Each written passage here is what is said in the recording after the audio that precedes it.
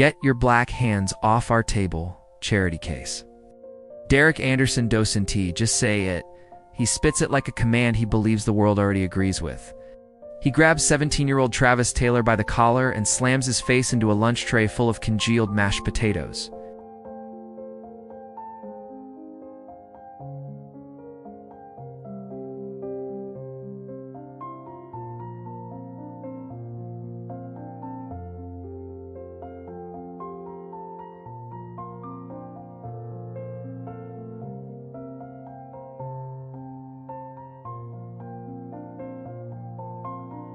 For long years, this was Travis's waking nightmare. The poor black kid surrounded by wealthy white families who treated cruelty as tradition and humiliation as custom. A boy forced to carry brilliant potential in a place designed to crush him beneath the weight of generational privilege, and made sure he never forgot the message.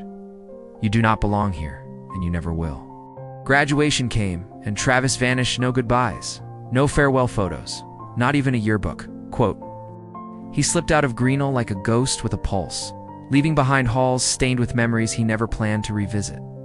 10 years pass. The same bullies who shaped his misery send a reunion invitation, betting $20 he'll show up broke.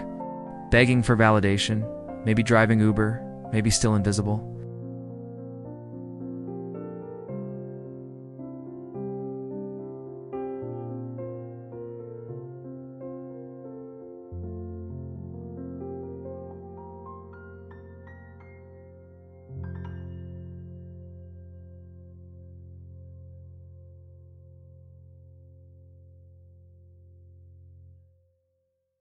The so-called charity case now owns 6 helicopters and a company valued at $180 million. At 17, Travis was scared every day.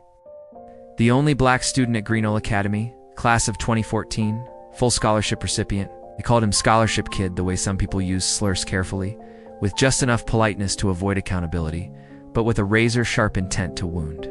Derek Anderson led the cruelty like a varsity sport. Lunch table jokes sharpened for audience laughter, locker accidents staged with careful planning. For years of psychological erosion that carved permanent scars into Travis's memory, graduation arrived, and Travis swore a vow silent but volcanic. Never again will I feel this small. The next decade rewrote his destiny, community college to save money, night shifts in a freezing warehouse to pay bills, then a transfer scholarship to Stanford. A dorm room startup born from hunger, brilliance, and the refusal to die small. He and his childhood friend Jordan Williams worked 80-hour weeks until days blurred into years. Then the app went viral, perfect timing during COVID's remote work boom. Series B funding exploded. Apex Innovations was born. $180 million valuation. 400 employees. 3 cities. Forbes 30 under 30, CEO at 28. 2 weeks ago, Derek texted him, "Hey man, reunion coming up. Hot. Would love to see where life took you." But a second message leaked from a sympathetic classmate. $20 says he shows up in a hoodie and takes an Uber. They weren't inviting him back to reconnect, they wanted one last laugh. Tonight, Travis accepts the invitation, but on his terms. 6:35 p.m.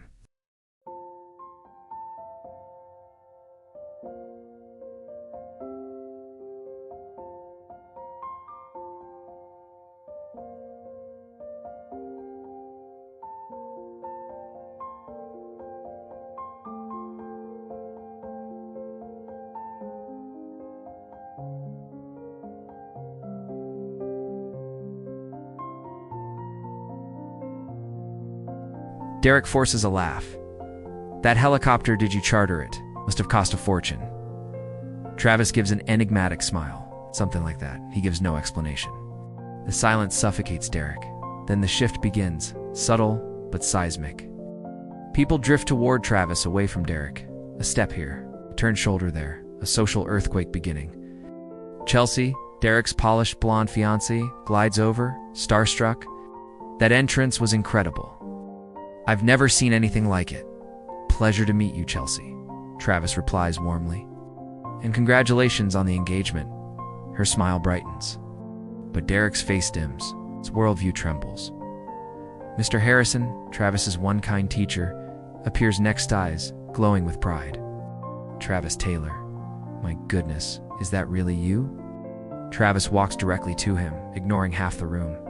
Mr. Harrison, it's an honor to see you again, sir. Their handshake becomes a brief hug. The room watches respect flow naturally toward the man they once ignored. Whispers ignite. Who is he? He was in our class. He came in a helicopter. I'm Googling him right now. Derek drags Brad and Jason aside. This is insane, Brad replies, honest and brutal. Dude, you literally said he was probably too embarrassed to come. Jason fumbles for excuses. Maybe he rented it, spent everything he had. Brad shakes his head. That suit doesn't look maxed out credit card. Travis moves to the bar, orders water. Controlled.com. Calculated. Sarah Mitchell approaches kind, back then kind now. Travis, that entrance was unbelievable, he smiles. I run a tech company based in New York. What kind of tech? Productivity software. Enterprise solutions. Apex Innovations. Brad's phone is already out. Face draining of color. Google loads, and the night dies for Derek Anderson. TechCrunch headline. Apex Innovations closes $180 million Series B funding. Eyes $225 million IPO. Derek stares at the screen like it's fiction. Brad scrolls. Photo of Travis, CEO, founder. Forbes 30 under 30. Microsoft, Amazon, Salesforce clients. Phones come out.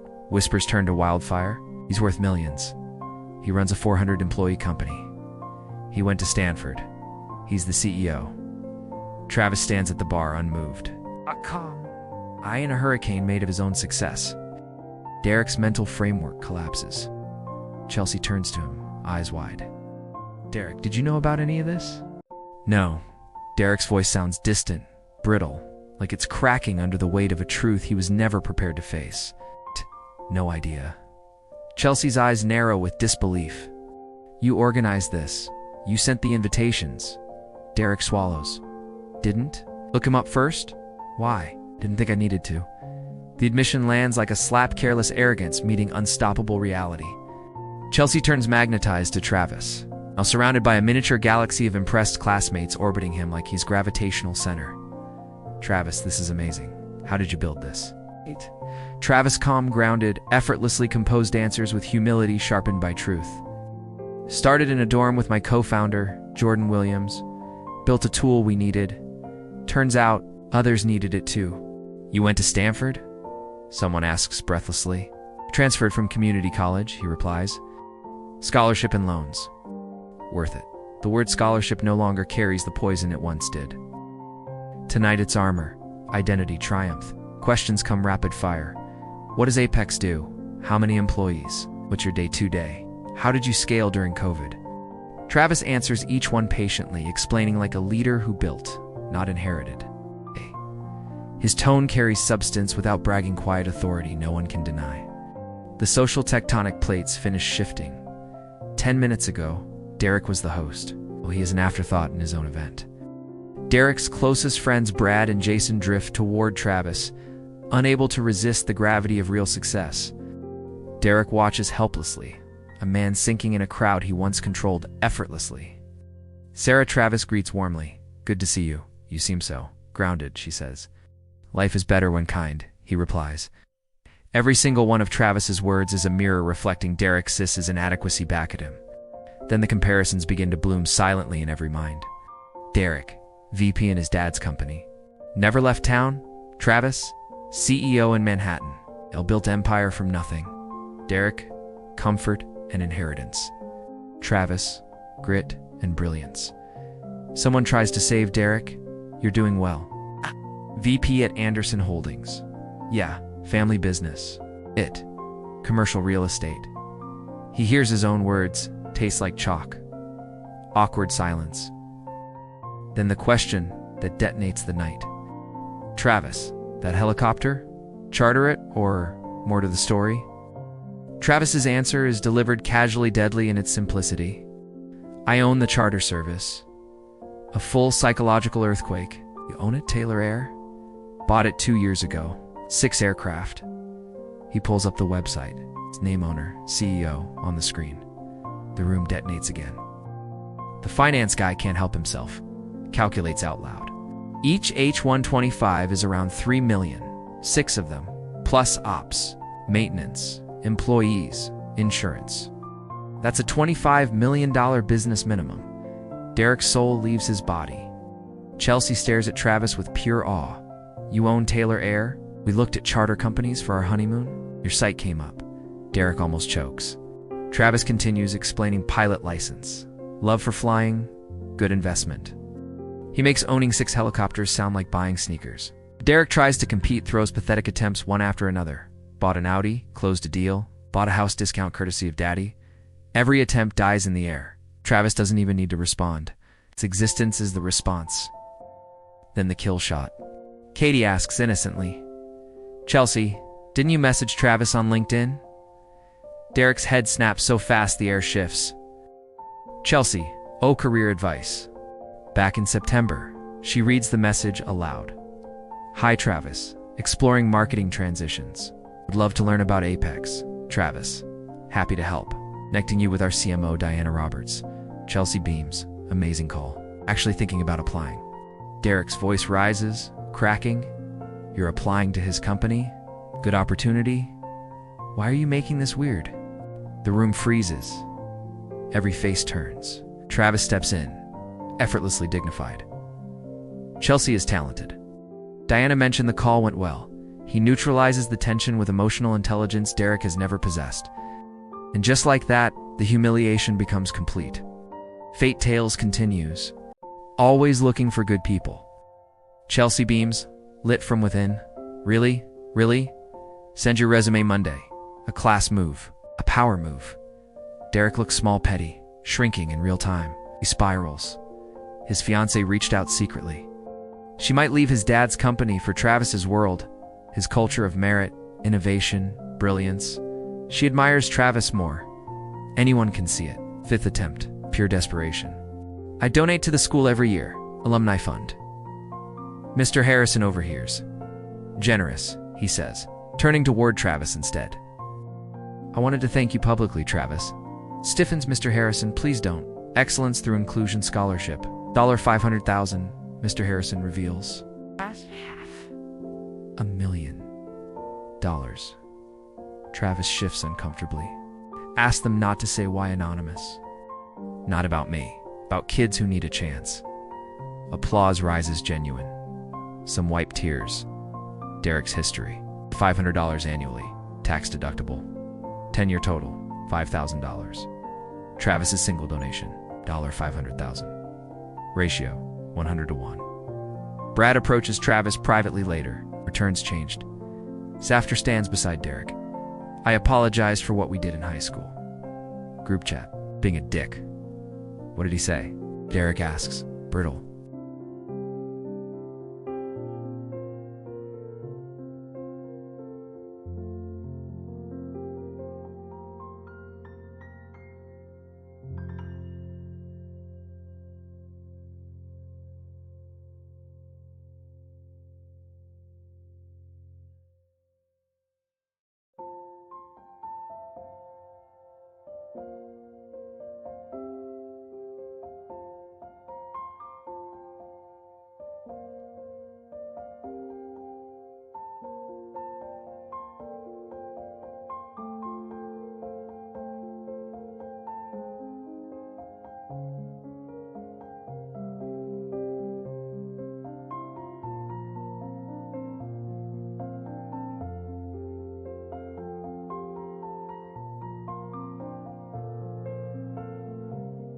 But I had teachers. He looks directly at Mr. Harrison, who believed when I didn't believe myself, who saw something worth investing in. Emotion cracks through the room. I had a dream, to build something meaningful. To prove where you start doesn't define where you finish. Chelsea is fully absorbed, eyes soft with admiration. My mom worked 3 jobs so I could focus on school. Jordan Williams believed when all I had were sketches. Investors who took chances on someone without connections. He paused. Let truth breathe. And I'm grateful for the hard parts. They taught resilience. They taught that other people's opinions do not have to become your reality. Someone whispers, damn. To class of 2014, may we keep growing. May we treat each other with kindness. You never know what someone is building, or who they'll become, or how much a single act of kindness or cruelty shapes a life. Raises glass. To growth. To second chances. To becoming better. Standing ovation.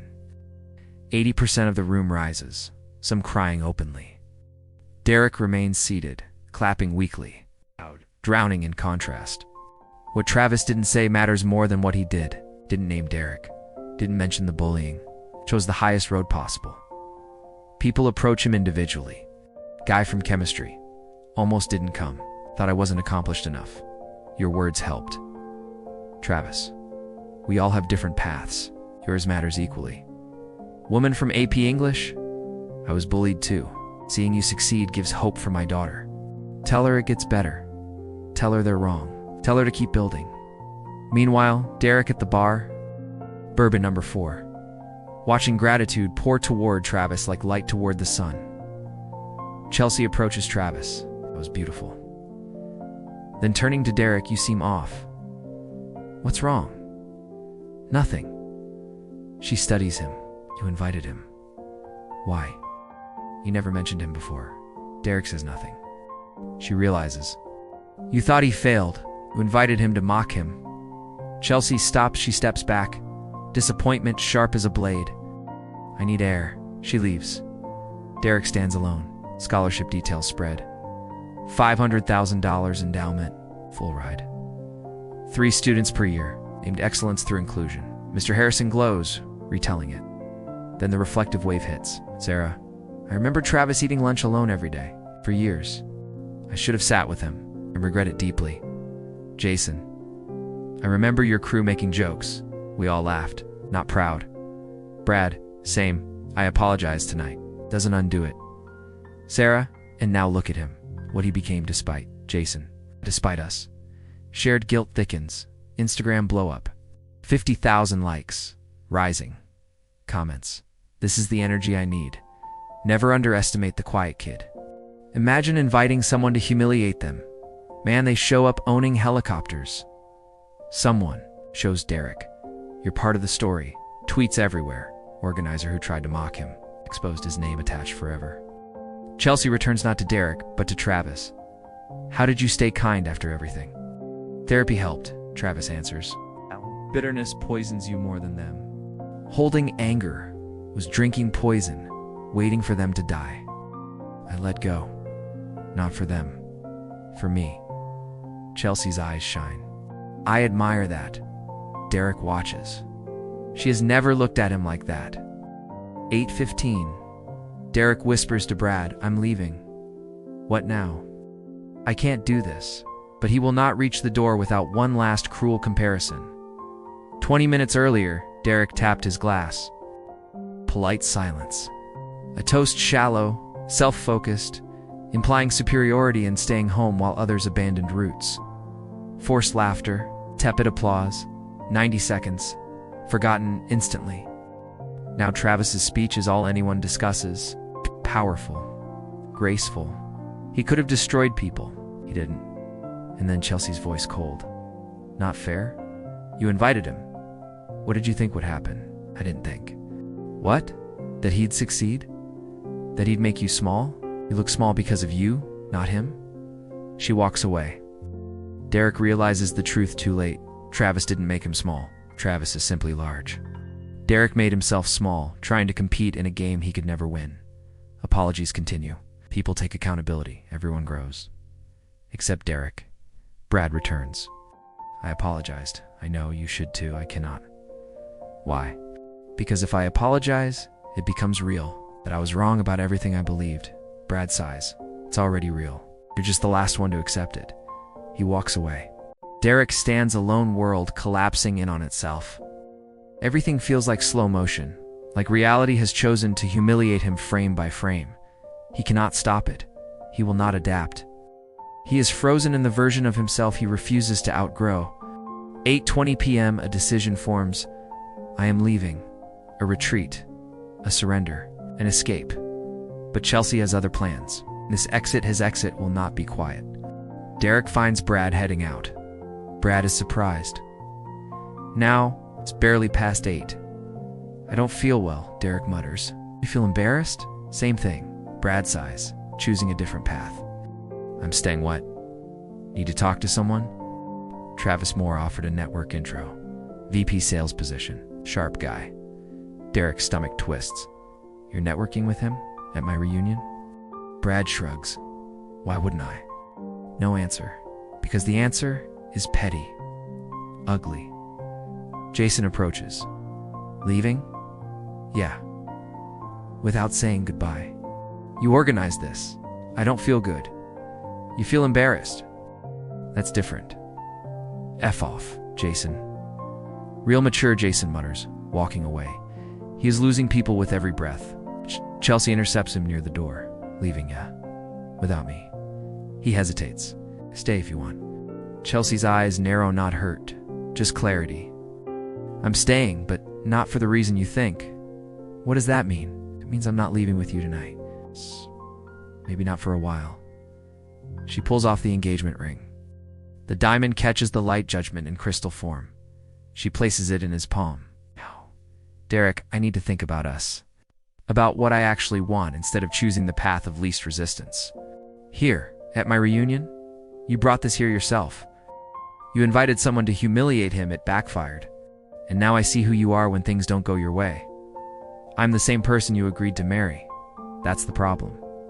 She walks inside. Derek stands alone, holding the ring. It burns like evidence. Katie sees, comes outside. She gave you the ring back. I saw. Can you talk to her? I'm not getting in the middle, please. Katie softens, but stays firm. Derek, you organized this to mock Travis. Everyone knows. Group chat leaked all over social media. It was a joke. It was not funny. And now everyone sees you differently. How? It's the guy who tried punching down and got knocked out. It's the one who stayed small while everyone else grew. She goes inside. Derek walks to his Audi. The car, his pride, suddenly looks smaller. Sits inside. Doesn't start the engine. A reckoning comes in waves. 28 years old. Works for his father. Has never earned anything that is truly his. Fiancé gone. Friends choosing the man he mocked. The kid he once called a charity case now gave a speech that made adults cry. 10 years? What did Derek do with them? He looks at the ring, past tense in his hands.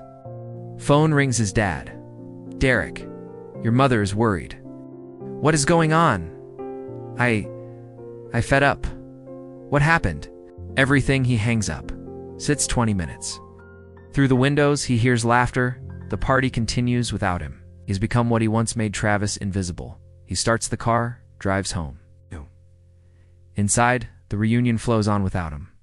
Where did Derek go? He left without Chelsea. She gave the ring back right in the doorway. For real? Whispers spread like wildfire. Travis still doesn't know Derek left. Brad approaches Travis. Thanks, accepting my apology. And the network intro. Email Monday. I'll connect you with Jordan. He runs sales. You two would work well together. Generous. Brad pauses. Derek left. Is he okay? No, but that's on him. I hope he finds a way. Everyone deserves a chance to grow, even him. Brad studies Travis. You mean that? After everything? Yeah, you apologized. Growth is real time. 9:15 p.m. Derek's house dark. Silent. 4 bedrooms. Only him. He walks in. Tosses keys. Chelsea's things everywhere. Shoes, clothes, toothbrush. Evidence of a shared life that just ended. He sits in the dark, ring in hand. This morning, he felt so sure. His reunion. Chelsea made breakfast. Kissed him goodbye. Have fun. Oh, it will be fun. Travis. RSVPD. Who's Travis? Nobody.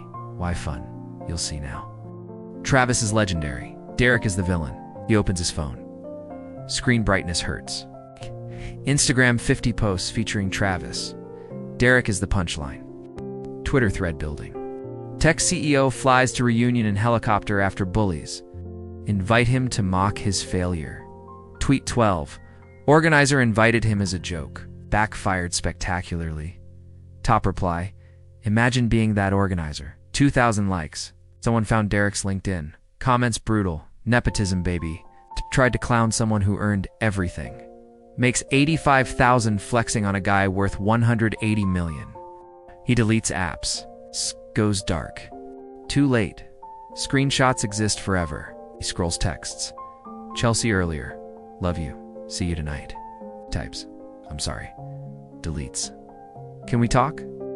Deletes types. I love you, sends. 3 dots. Then nothing. He throws the phone. Bathroom mirror. Same face. Different person. Exposed. Diminished. Realization, he did not peak. He plateaued. Coasted 10 years while others climbed mountains. Travis climbed Everest. Derek is still tying his shoes at base camp. He Googles Travis Taylor. Net worth, $40 to $60 million. Googles himself. Only his father's company appears. He is invisible like Travis once was. Karma completes its circle. Phone buzzes. Brad, you good? Ignored. Jason, Chelsea still here. Come back. Ignored. Call me. Ignored. 4 bedrooms. 0 people. What do I do now? Not tonight. Reunion continues. 9:30 p.m. Travis and Jordan prepared to leave. Photos. Laughter. A helicopter glowing on the lawn. 15 people gather. Travis center. Arm around Mr. Harrison. A real moment. A life reclaimed. Derek absent. Posts explode online. Helicopter lifts at 9:42. 40 people watch. The moment becomes legend. Derek sits at home learning what invisibility feels like.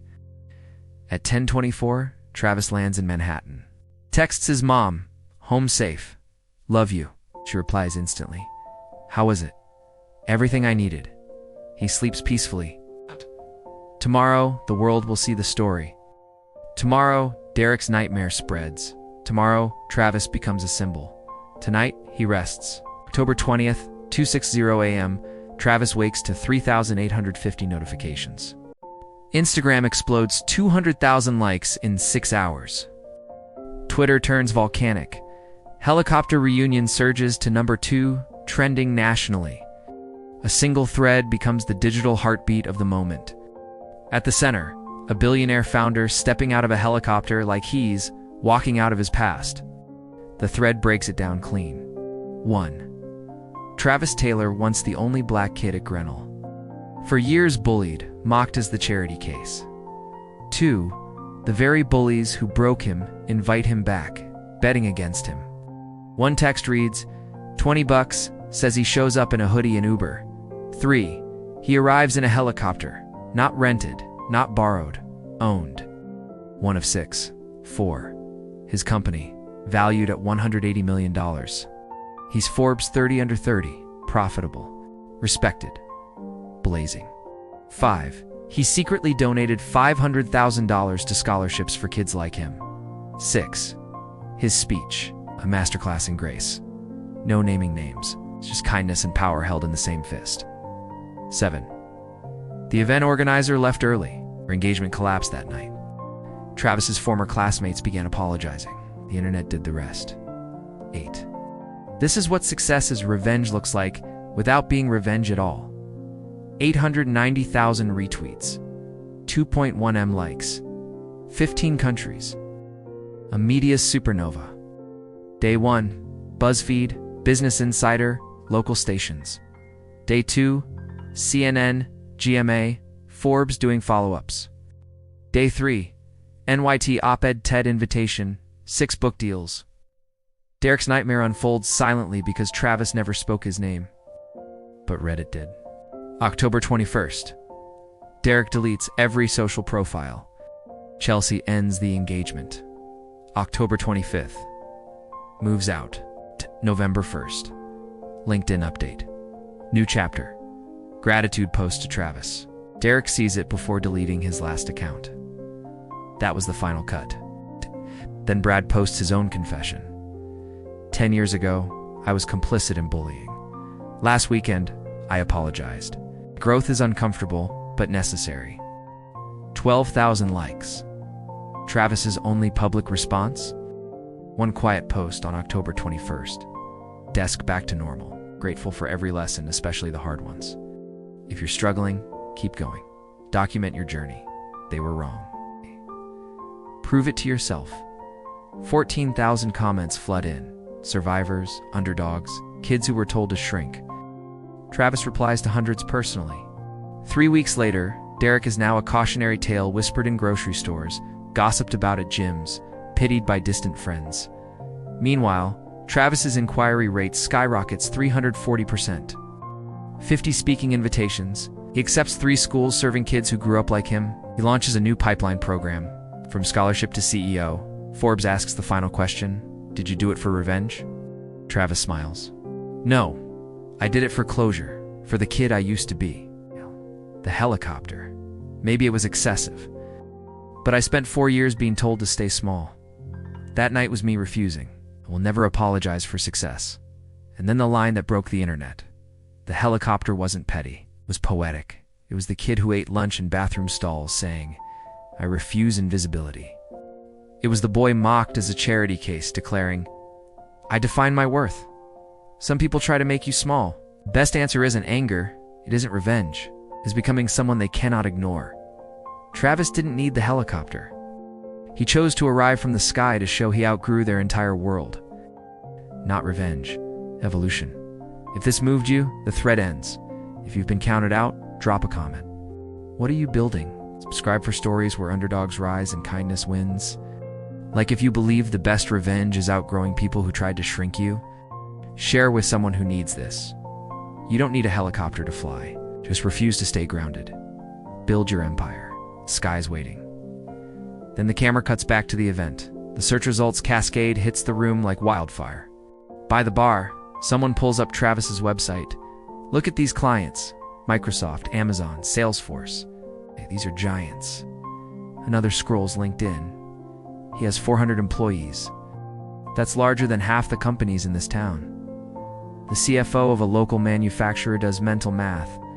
At that valuation, his equity stake alone is worth $30 to $40 million. Personal wealth, it's not company assets. His. The number hits Derek like a punch. $30 to $40 million. The kid who wore the same 3 shirts because he couldn't afford more? Chelsea scrolls Travis's digital footprint conferences, magazine covers, podcast features, Dreamforce keynote. He spoke at Dreamforce last year, 50,000 attendees. That's like the Super Bowl for tech. Derek shrinks with every new fact. Meanwhile, Mr. Harrison explains the scholarship details, surrounded by teary listeners. All expenses covered. Tuition, room, board, books, even a laptop stipend. Travis designed it for kids who matched his profile, quiet strivers with no safety net.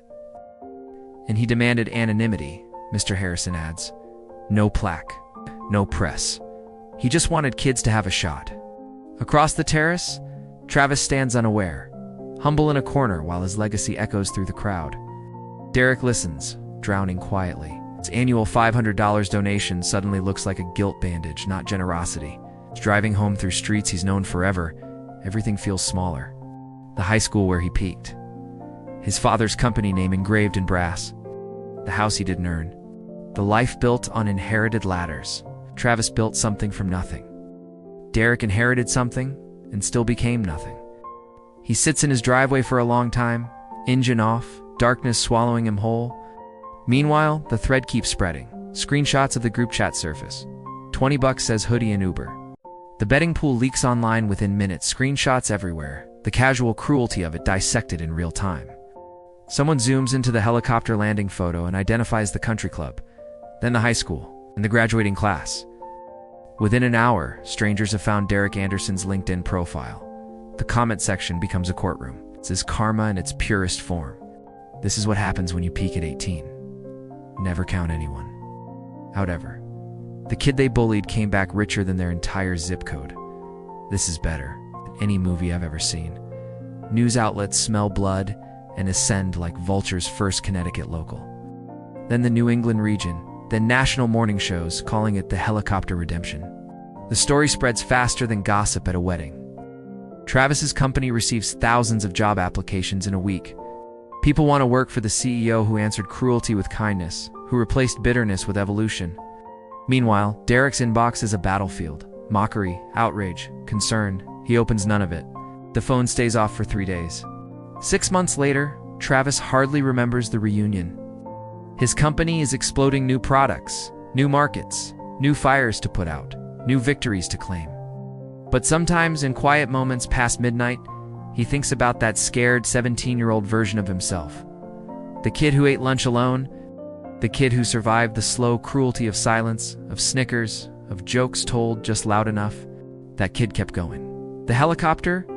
It was never revenge. It was proof. Proof that their words were wrong. Proof that their predictions were lies. Proof that a scholarship kid they dismissed could build something so massive that the people who mocked him can't even comprehend its scale. Derek Anderson? A footnote, now a cautionary annotation at the margin of someone else's brilliance. The bully who accidentally created the pressure that forged a diamond? Travis doesn't hate him. He barely thinks of him at all. That is the real victory. Not the wealth, not the helicopter, not the viral fame. The victory is that Derek's opinion, once heavy as gravity, now means nothing. At 17, it felt like law. At 28, it feels like dust. The helicopter landed. The point was made. The chapter closed. Travis moved on. Built more, helped more, became more. The sky wasn't the limit, it was the runway. Meanwhile, in the parking lot, Chelsea sits alone in her car for 20 silent minutes after Derek storms out. She replays the past 3 years, the safe routine, the predictable life, the house his father found, the wedding his mother planned, the path laid out before she ever took a step. A life inherited, not chosen. Then she remembers Travis. How he spoke like a man who built every brick of his world. How he carried kindness instead of resentment. How he offered her a job without hesitation, even though she was engaged to the man who tormented him. Derek was born on third base and believed he hit a triple. Travis started in the parking lot and built the stadium. She looks at the 3-carat ring, beautiful, expensive, empty. What does it symbolize? A future with someone who peaked before adulthood. A life built on his father's last name? She makes her decision. Not for Travis, for herself. For the version of her who wants more than comfort. The ring comes off before she goes back inside. Out, Derek wakes at 11 a.m. Drowning in sunlight he forgot to block out. His phone flashes. 47 missed calls. Parents, co-workers, strangers. He ignores every one. The internet has only grown crueler overnight. Memes, side-by-side yearbook photos. His senior, quote, born to lead, is being ripped apart by millions. He calls in sick. He can't face the office. Can't face his father's disappointment. Can't face the town that now whispers about him behind closed doors. His mother calls for the 15th time. He finally answers. Derek Andrew Anderson, what on earth happened last night? He has no explanation. How do you tell your mother that the boy you once mocked became everything you pretended to be? How do you describe an identity collapsing in under 3 hours? I messed up, Mom, he whispers. Your father is furious. The Facebook posts are everywhere. Of course they are. The Anderson name, the Anderson legacy, all dented by a single night of arrogance. What were you thinking? He wasn't. He assumed the world still worked like high school. He assumed hierarchies were permanent. He assumed he was still on top. I don't know, Mom. He turns the phone off again. Lies in bed, staring at the ceiling. This is rock bottom. Just doesn't know it yet. In every town, in every school, there's a Travis and Underdog built in silence. Rising in shadows, becoming unstoppable in the dark. And there is always a Derek Cloud, confident, certain he will stay on top forever, till the world changes and he doesn't. Remember this, your past is not your ceiling. Your doubters are not your destiny. In the sky, it's not the limit, it's your entrance. This is Fate Tales, where the underestimated rise, the underdogs win, and the sky waits for those who refuse to stay small.